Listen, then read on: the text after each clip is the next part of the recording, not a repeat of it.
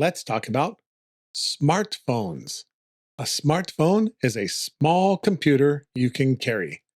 Almost everyone has one today. The screen is made of smooth glass. You touch the screen with your fingers. Most phones are very thin and light. Many people use a case to protect the phone. You can call your family and friends. You can also send a short message. In Japan, people use Line every day. A smartphone has hundreds of useful apps. You can download a new app in seconds. The camera takes clear photos and videos. Many people share their photos with friends. Maps show you the way to any place.